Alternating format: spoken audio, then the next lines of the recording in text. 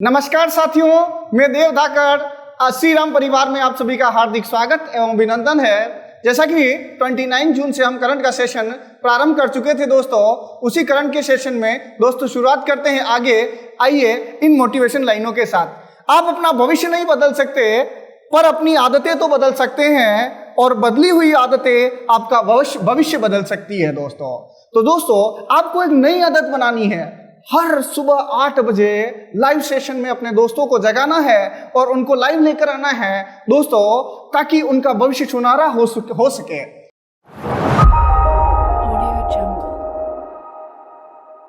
चलिए आइए बात करते हैं आज के पहले क्वेश्चन की ओर चलते हैं दोस्तों। देखिए आज का पहला करंट का क्वेश्चन क्या कहता है।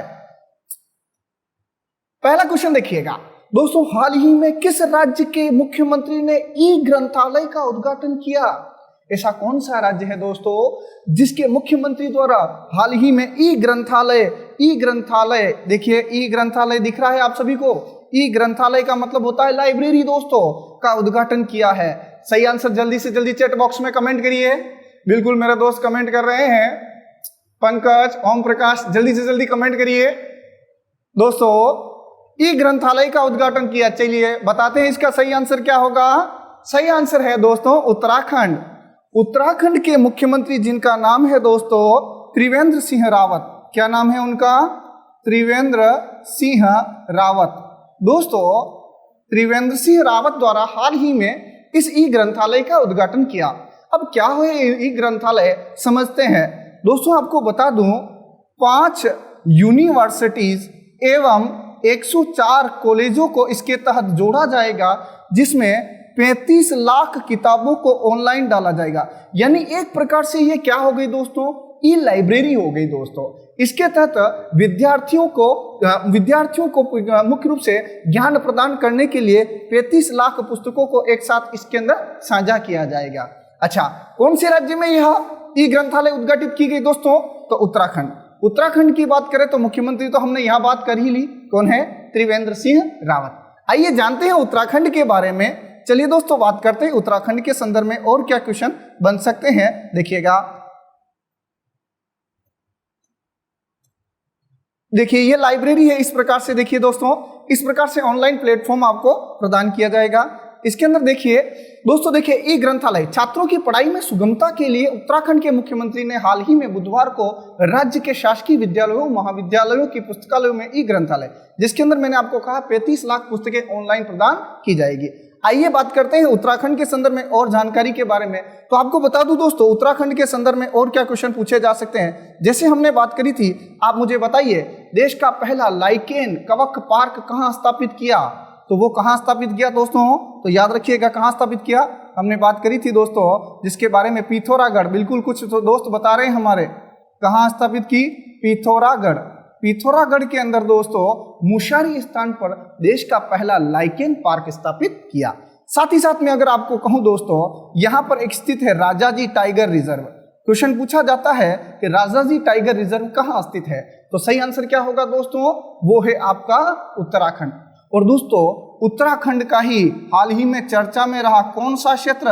काला पानी क्षेत्र। किसके साथ विवादित रहा दोस्तों? वो किसके साथ विवादित रहा?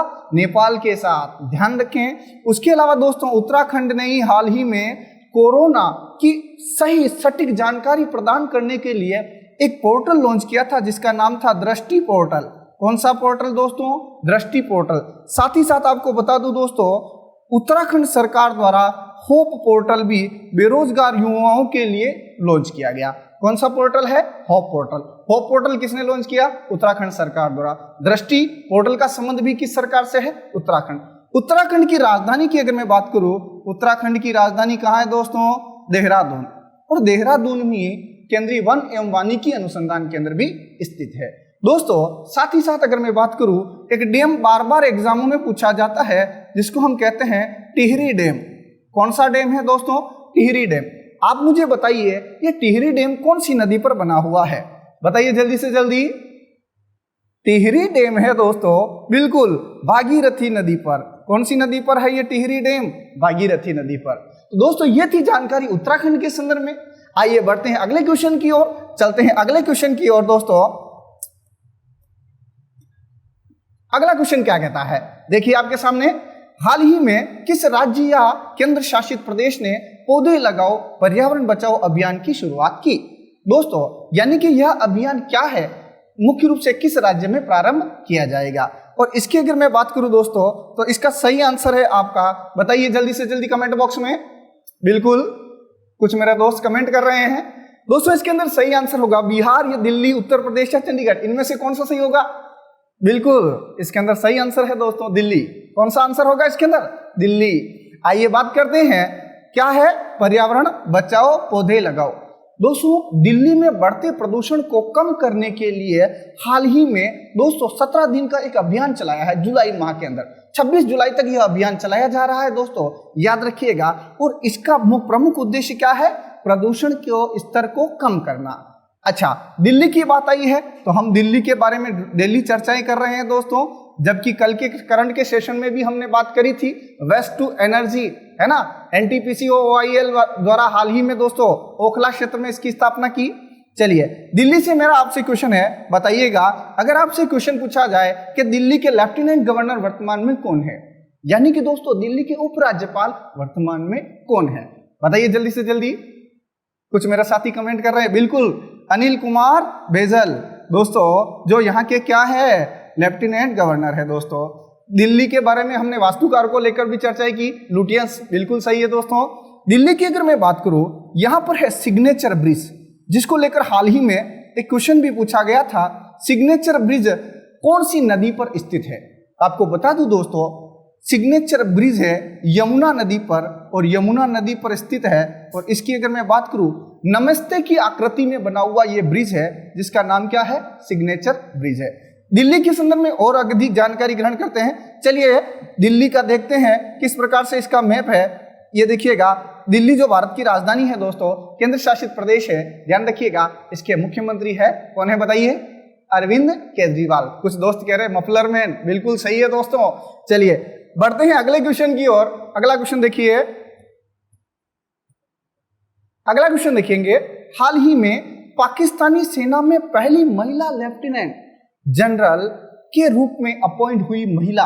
दोस्तों आपको बताना है कि पाकिस्तान की सेना के अंदर देखिएगा महिला लेफ्टिनेंट जनरल बनाई गई है विनी महाजन, सना मीर, आयशा मुगल या निगार जोहर। जल्दी से जल्दी आंसर दीजिए। बिल्कुल इसके अंदर सही आंसर होगा दोस्तों निगार जोहर। जानते हैं, देखिए निगार जोहर कौन है और इनके बारे में, तो आपके सामने है, ये है निगार जोहर। दोस्तों निगार जोहर की अगर मैं बात करूं तो इनके संदर्भ में समझिएगा, इस पाकिस्तानी सेना में शामिल होने वाली पहली लेफ्टिनेंट जनरल है। अब देखिए इनके अंदर अगर इस क्वेश्चन के अंदर अगर हम ऑप्शन देखते हैं, पहला ऑप्शन देखिए विनी महाजन। विनी महाजन कौन थी दोस्तों, बिल्कुल पंजाब की पहली महिला मुख्य सचिव है विनी महाजन, याद रखें दोस्तों। उसके अलावा दूसरा सन्ना मीर। सन्ना मीर पाकिस्तानी महिला क्रिकेटर की सदस्य, जिसने हाल ही में दोस्तों क्या किया है दोस्तों, संन्यास ले लिया है। उसके अलावा आयशा मुगल पाकिस्तान की पहली ट्रांसजेंडर महिला जो यूएन के अंदर मुख्य रूप से राजदूत के रूप में अपॉइंट हुई है दोस्तों, याद रखिए। और निगार जोहर जो आपके सामने है दोस्तों। आइए जानते हैं पाकिस्तान के बारे में और अन्य जानकारियों को लेकर। दोस्तों पाकिस्तान की अगर बात करूं तो ये दिख रहा होगा पाकिस्तान। और अगर मैं बात करूं दोस्तों इसके बारे में और, तो इसके प्रधानमंत्री कौन है वर्तमान में, बताइए, बिल्कुल इमरान खान। कौन है दोस्तों, इमरान खान। दोस्तों एक और चीज ध्यान रखिए, इनकी पार्टी का संबंध है तहरीक ए इंसाफ। यहाँ के प्रेसिडेंट है आरिफ अलवी। दोस्तों क्वेश्चन आ चुका है कि कौन सा देश ऐसा है जिसने गन्ने के रस को अपना राष्ट्रीय पेय पदार्थ के रूप में घोषित किया है, तो दोस्तों वो है आपका मुख्य रूप से पाकिस्तान, याद रखें। दोस्तों चलते हैं अगले क्वेश्चन की ओर। और पाकिस्तान वही पाकिस्तान दोस्तों जिसके साथ कई सारे हमारे विवादित मुद्दे भी चल रहे हैं। थार एक्सप्रेस, समझौता एक्सप्रेस भारत और पाकिस्तान के मध्य चलने वाली प्रमुख रेलगाड़ियां हैं। उसके अलावा दोस्तों अगर मैं बात करूं पाकिस्तान, आप मुझे बताइए भारत और पाकिस्तान के बीच की जो अंतरराष्ट्रीय रेखा है उसे क्या कहते हैं, बिल्कुल रेड क्लिफ लाइन कहते हैं दोस्तों। क्या कहते हैं उसे, रेड क्लिफ लाइन। चलिए बढ़ते हैं अगले क्वेश्चन की ओर। नेक्स्ट क्वेश्चन क्या कहता है, देखिएगा अगला क्वेश्चन देखेंगे, हाल ही में केंद्रीय फिल्म प्रमाणन बोर्ड, जिसको हम कहते हैं CBFC, इसके नई CEO कौन बने हैं? CEO का मतलब होता है मुख्य कार्यकारी अधिकारी, है ना, ध्यान रखेंगे दोस्तों। बताइए, इमरान ख्वाजा, रविंद्र भाकर, आदित्य पुरी या श्रीकांत माधव वैद्य? बताना है आपको आंसर। सही आंसर क्या होगा इसका? केंद्रीय फिल्म प्रमाणन बोर्ड। इसके अध्यक्ष नहीं बताने हैं दोस्तों, इसका क्या बताना है आपको? CEO बताना है। जल्दी से जल्दी बताइए कौन सा सही आंसर होगा इसके अंदर। दोस्तों इसका सही आंसर चलिए बताते हैं आपको। इसका सही आंसर है रविंद्र भाकर। सही आंसर क्या है इसका? रविंद्र भाकर। दोस्तों इसके CEO बने हैं रविंद्र भाकर, जबकि मैं इनके अध्यक्ष की बात करूं तो वो अध्यक्ष है प्रसून जोशी। कौन है दोस्तों? प्रसून जोशी। अब मन में एक क्वेश्चन उठता है, सर केंद्रीय फिल्म प्रमाणन बोर्ड का प्रमुख कार्य क्या है? इसके कार्य के बारे में अगर बात करें, चलिए जानते हैं इसके कार्य के बारे में और इसके संबंध में अन्य जानकारियां ग्रहण करते हैं। देखिएगा, ये आपके सामने है केंद्रीय फिल्म प्रमाणन बोर्ड, जो क्या करता है? फिल्मों, धारावाहिकों, टीवी सीरियलों आदि को क्या करता है दोस्तों? रेटिंग प्रदान करने का कार्य करता है। चलिए देखते हैं इसके बारे में, इसकी स्थापना को लेकर चर्चाएं करते हैं। देखिए, केंद्रीय फिल्म प्रमाणन बोर्ड की स्थापना दोस्तों 15 जनवरी 1951 को हुई। इसके बारे में अगर हेडक्वार्टर को लेकर मैं चर्चाएं करूं, इसका हेडक्वार्टर है मुंबई के अंदर। उसके अलावा इसके अध्यक्ष के बारे में मैंने बताया आपको, कौन है? प्रसून जोशी। सूचना एवं प्रसारण मंत्रालय के अधीन यह कार्य करता है। दोस्तों यह थी जानकारी CBFC के बारे में, central board of film certification. बढ़ते हैं अगले क्वेश्चन की ओर। नेक्स्ट क्वेश्चन आपकी स्लाइड के सामने है, आपके सामने है दोस्तों। देखिएगा, हाल ही में केंद्र सरकार ने टिड्डी नियंत्रण के लिए राजस्थान के किस एयरपोर्ट पर हेलीकॉप्टर तैनात किए हैं? यानी दोस्तों भारत के केंद्रीय कृषि मंत्री है, आपने देखा होगा कोरोना महामारी के तहत दोस्तों कृषि क्षेत्र में एक बहुत बड़ा जो मुख्य रूप से आपने बदलाव देखा होगा, टिड्डी हमला देखा होगा।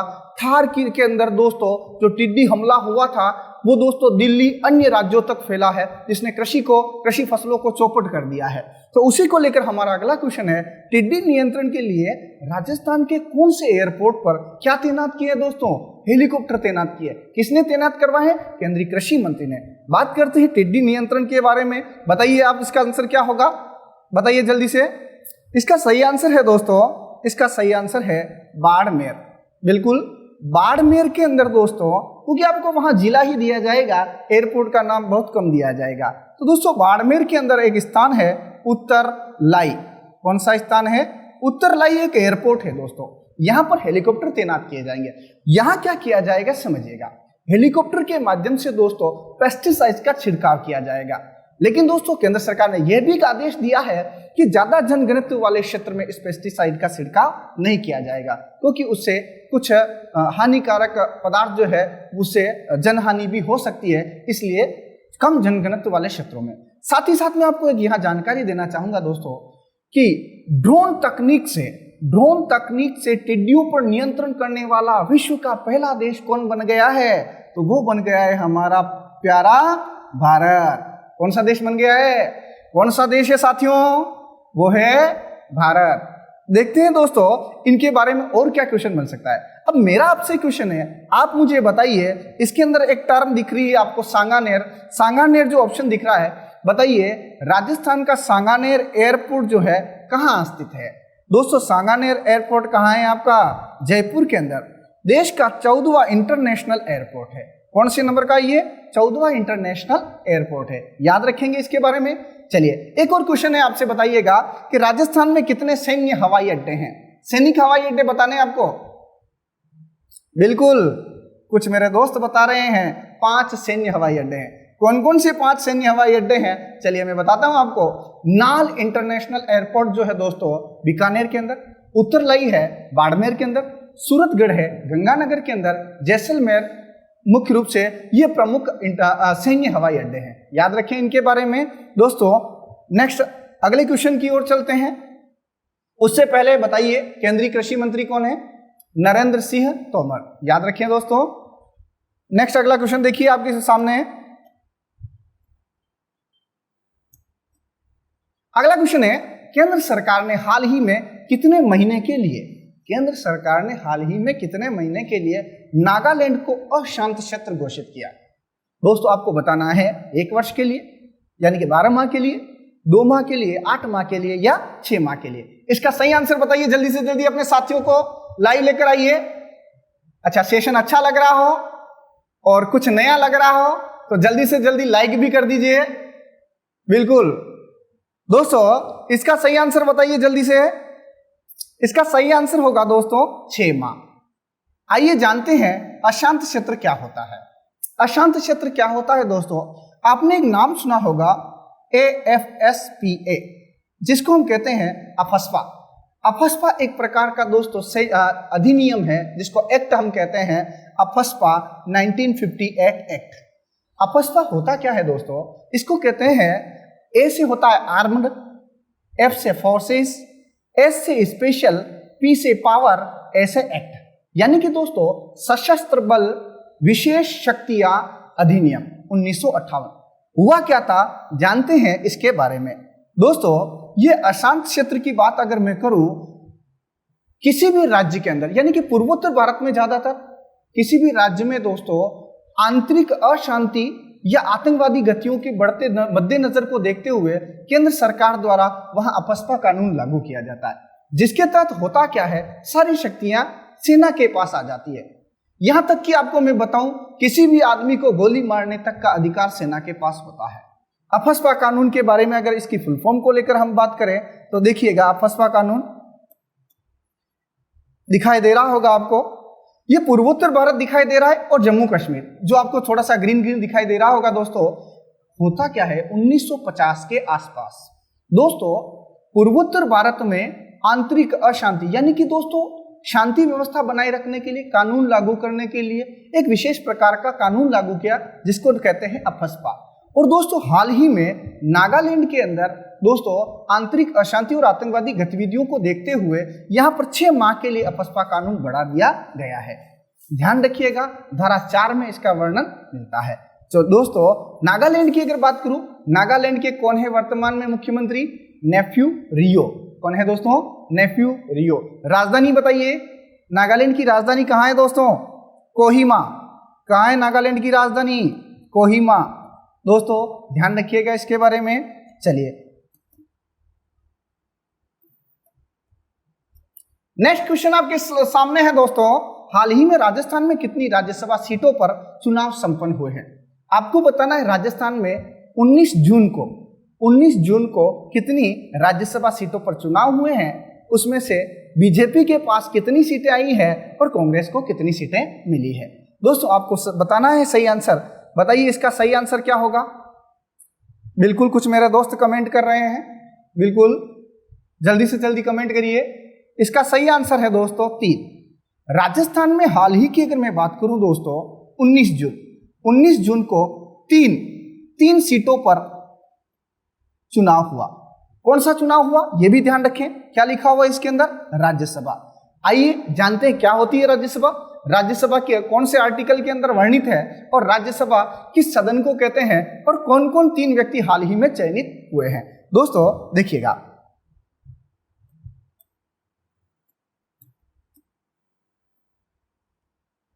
राज्यसभा चुनाव राजस्थान में 3 सीटों पर 4 दावेदार, दोस्तों 4 दावेदार थे, उनमें से हाल ही में 3 चुने गए हैं। अब देखते हैं, चलिए आपको बता दूं दोस्तों 2 सीटें आई है कांग्रेस के पास। किसके पास आई है? कांग्रेस। 1 सीट मिली है, किसको मिली है दोस्तों? वो मिली है बीजेपी को। सबसे इंपॉर्टेंट चीज, हाल ही के एक एग्जाम में ये क्वेश्चन पूछा गया है कि भारत के पूर्व प्रधानमंत्री मनमोहन सिंह कौन से राज्य से राज्यसभा सांसद है? तो आपको बताना है, बताइए जल्दी। बिल्कुल राजस्थान से है दोस्तों। मनमोहन सिंह कहां से है? राजस्थान से। चलिए दोस्तों राज्यसभा चुनाव के बारे में और जानकारी ग्रहण करते हैं। देखिएगा,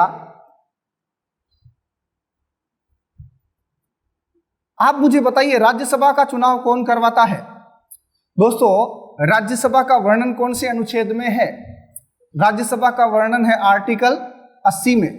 याद रखें, राज्यसभा को आप सभी जानते हैं क्या कहते हैं? स्थायी सदन। क्या कहते हैं दोस्तों?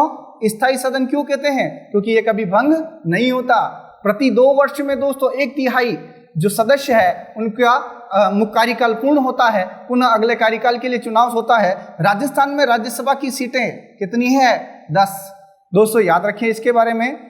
चलिए बात करूं मैं तो देखिएगा, के.सी. वेणुगोपाल, दूसरा नीरज डांगी,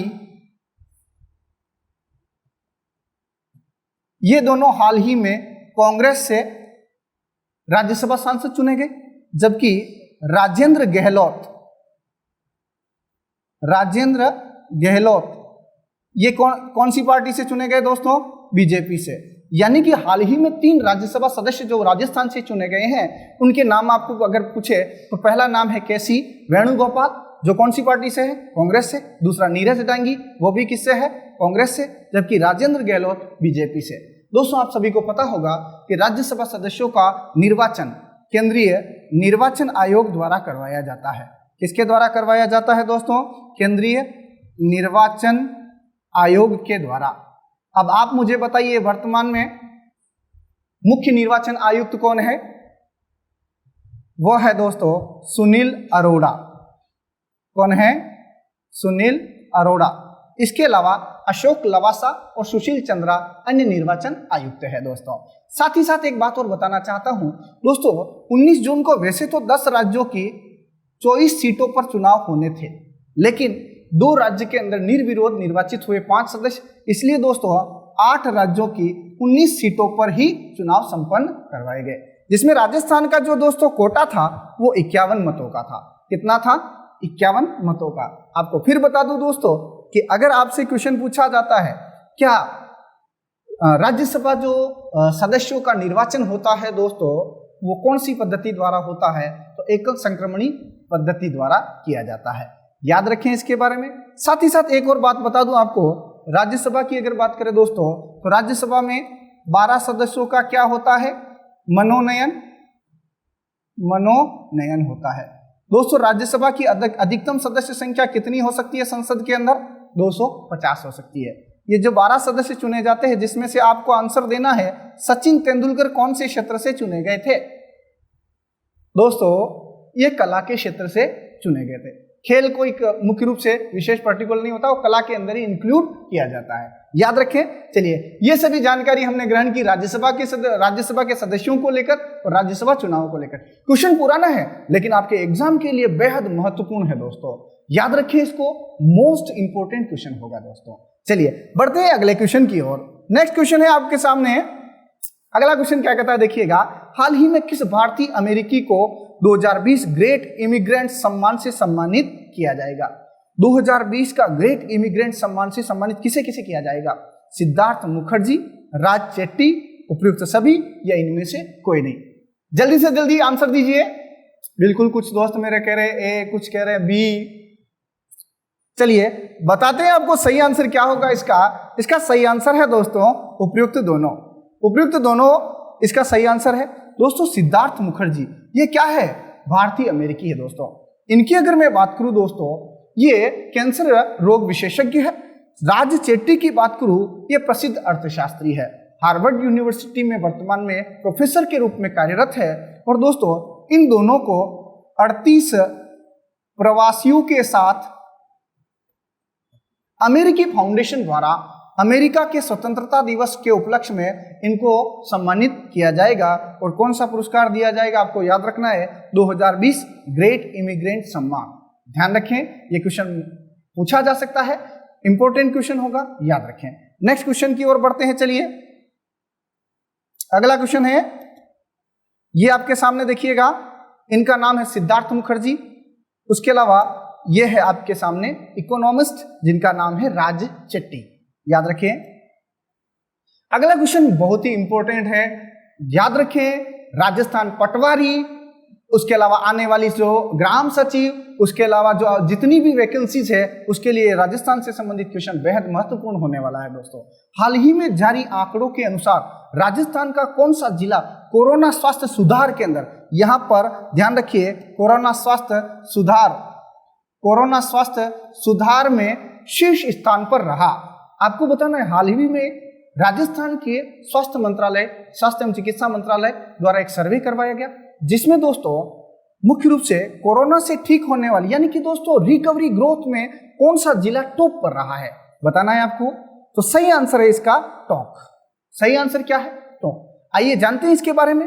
दोस्तों आपको बता दूं, हाल ही में टॉप के अंदर कोरोना पॉजिटिव मरीज थे 200, उसमें से दोस्तों 199 यानी 199 जो जिनकी रिपोर्ट पॉजिटिव आई थी वो क्या हो गए दोस्तों? नेगेटिव। उसके अलावा वर्तमान में एक्टिव केस मात्र कितने हैं? 2, यानी कि इसकी जो रिकवरी ग्रोथ रेट है वो कितना परसेंट है दोस्तों? वो है 99%। इसलिए दोस्तों स्वास्थ्य सुधार कार्यक्रम के तहत यह जिला किस स्थान पर रहा है? टॉप पर रहा है दोस्तों, याद रखिए। साथ ही साथ अंतिम स्थान पर रहा है बीकानेर।